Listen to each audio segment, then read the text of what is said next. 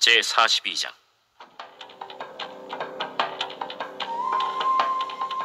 그때 야곱이 애굽에 곡식이 있음을 보고 아들들에게 이르되, 너희는 어찌하여 서로 바라보고만 있느냐?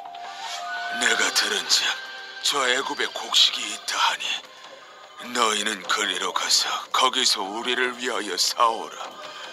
그러면 우리가 살고 죽지 아니하리라.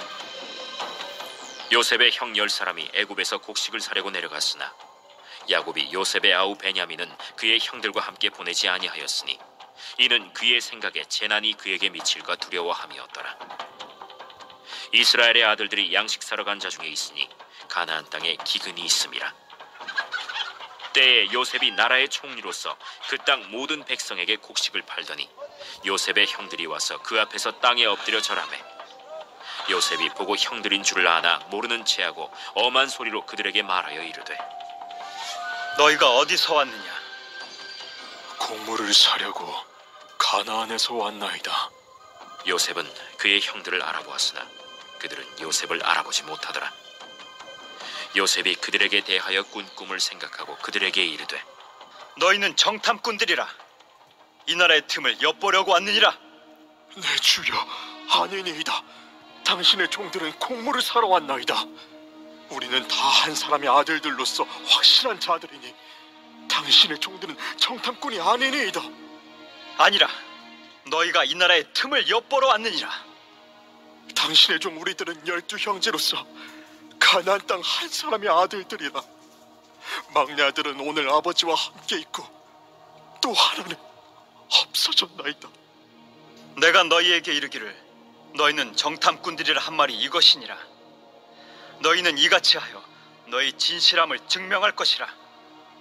바로의 생명으로 맹세하노니 너희 막내 아우가 여기 오지 아니하면 너희가 여기서 나가지 못하리라. 너희 중 하나를 보내어 너희 아우를 데려오게 하고 너희는 갇히어 있으라. 내가 너희의 말을 시험하여 너희 중에 진실이 있는지 보리라. 바로의 생명으로 맹세하노니 그리하지 아니하면 너희는 과연 정탐꾼이니라. 그들을 다 함께 3일을 가두었더라. 사흘 만에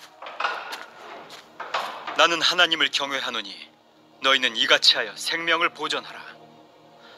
너희가 확실한 자들이면 너희 형제 중 한 사람만 그 옥에 갇히게 하고 너희는 곡식을 가지고 가서 너희 집안의 굶주림을 구하고 너희 막내 아우를 내게로 데리고 오라. 그러면 너희 말이 진실함이 되고 너희가 죽지 아니하리라. 하니 그들이 그대로 하니라. 그들이 서로 말하되, 우리가 아우의 일로 말미암아 범죄하였도다. 그가 우리에게 애걸할 때에 그 마음의 괴로움을 보고도 듣지 아니하였으므로 이 괴로움이 우리에게 임하도다. 르우벤이 그들에게 대답하여 이르되, 내가 너희에게 그 아이에 대하여 죄를 짓지 말라고 하지 아니하였더냐? 그래도 너희가 듣지 아니하였느니라. 그러므로 그의 핏값을 치르게 되었도다. 그들 사이에 통역을 세웠으므로 그들은 요셉이 듣는 줄을 알지 못하였더라. 요셉이 그들을 떠나가서 울고 다시 돌아와서 그들과 말하다가 그들 중에서 시므온을 끌어내어 그들의 눈앞에서 결박하고 명하여 곡물을 그 그릇에 채우게 하고 각 사람의 돈은 그의 자루에 도로 넣게 하고 또 길 양식을 그들에게 주게 하니 그대로 행하였더라. 그들이 곡식을 나귀에 싣고 그곳을 떠났더니 한 사람이 여관에서 나귀에게 먹이를 주려고 자루를 풀고 본즉 그 돈이 자루 아귀에 있는지라. 그가 그 형제에게 말하되, 내 돈을 도로 넣었도다.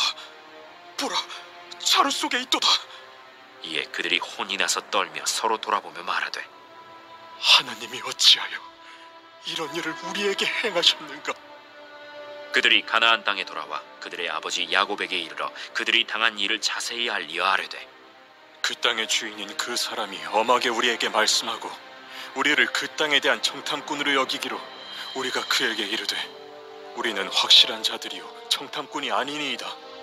우리는 한 아버지의 아들 12형제로서 하나는 없어지고 막내는 오늘 우리 아버지와 함께 가나안 땅에 있나이다 하였더니 그 땅의 주인인 그 사람이 우리에게 이르되, 내가 이같이 하여 너희가 확실한 자들임을 알리니 너희 형제 중에 하나를 내게 두고 양식을 가지고 가서 너희 집안의 굶주림을 구하고 너희 막내 아우를 내게로 데려오라.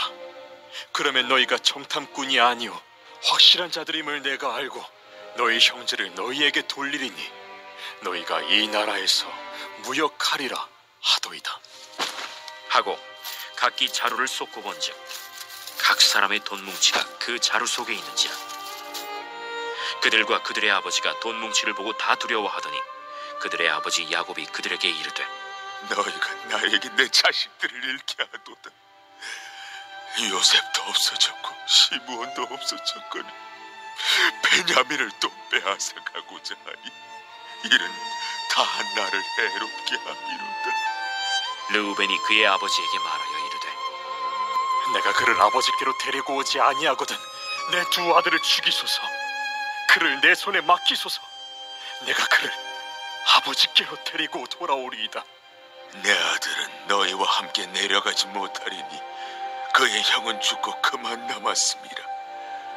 만일 너희가 가는 길에서 재난이 그에게 미치면 너희가 내 흰 머리를 슬퍼하며 스올로 내려가게 함이 되리라. 요셉의 꿈 해몽대로 애굽의 7년 풍년, 7년 흉년이 닥쳤습니다. 애굽뿐만 아니라 근동 지역의 대흉년으로 기근이 매우 심각해졌습니다. 야곱이 살고 있는 이 가나안 땅에도 기근으로 인해서 야곱의 10명의 아들을 애굽으로 보내 곡식을 사오게 했습니다. 하지만 막내 아들 베냐민은 재난이 미칠까 염려해서 보내지 않았습니다. 요셉은 애굽의 총리로서 곡식을 판매하다가 우연히 형들을 발견합니다. 6절에 보면 곡식을 사러 온 요셉의 형들은 국무총리 요셉 앞에 엎드려 절을 합니다. 요셉의 시련이 어떻게 시작되었습니까? 형들이 자기에게 절을 한다라는 그 꿈 때문에 요셉의 시련이 시작되지 않았습니까? 그러나 그 꿈이 실제로 이제 이루어졌습니다. 사람이 아무리 큰 야망을 가지고 뛰어난 능력을 가지고 있다고 하더라도 다 꿈이 이루어지는 것은 아니죠. 정말 꿈의 주인은 하나님이십니다. 잠언 16장 9절 사람이 마음으로 그의 길을 계획할지라도 그 걸음을 인도하시는 이는 여호와시니이다 라는 말씀이 있습니다.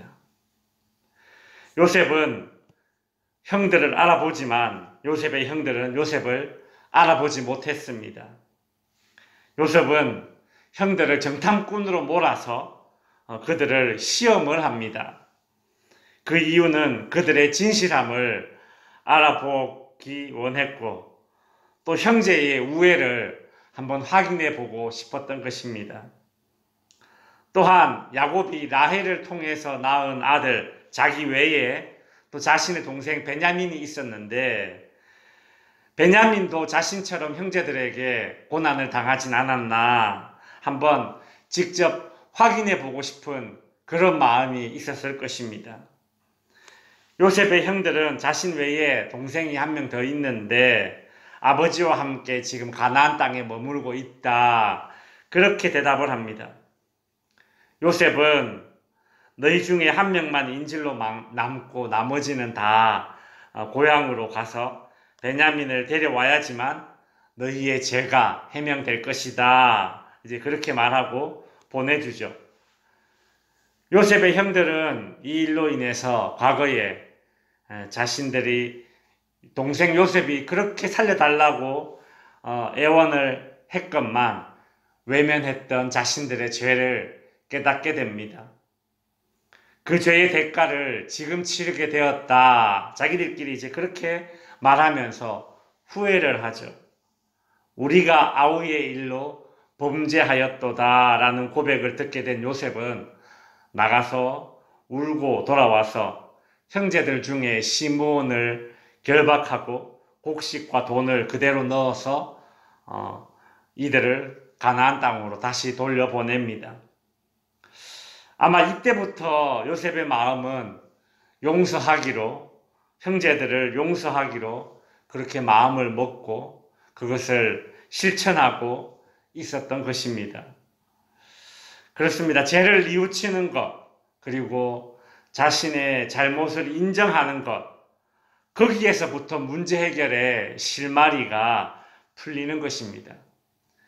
요셉의 형들이 자신들끼리 이야기하면서 우리가 그때 요셉을 팔았던 것, 요셉을 주기로 했던 것, 그것을 후회하고 그것을 정말 절망하면서 자신들의 죄를 이야기했을 때에 그 이야기를 듣고 요셉의 마음이 감정적으로 풀렸던 것이죠.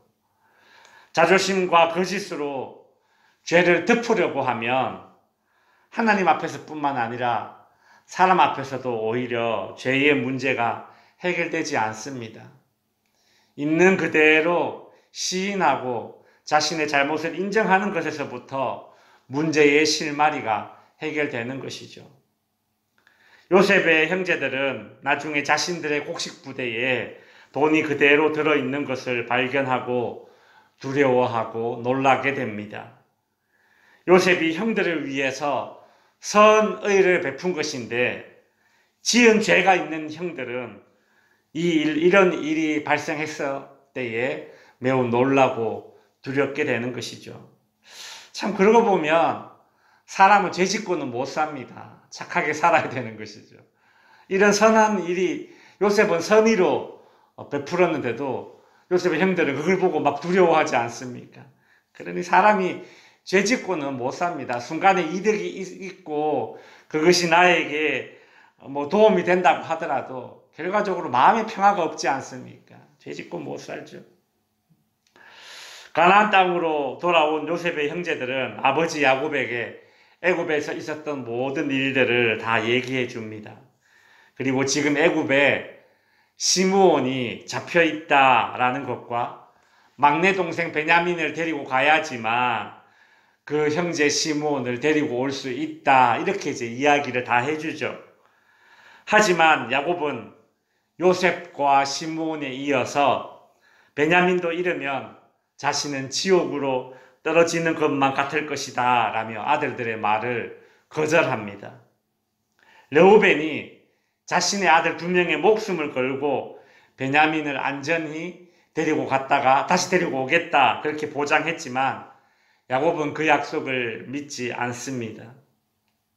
이제 말씀을 정리해 보겠습니다. 성도 여러분, 오늘 본문을 자세히 이렇게 읽어보면 참 인생은 심은 대로 거둔다라는 그런 생각이 듭니다.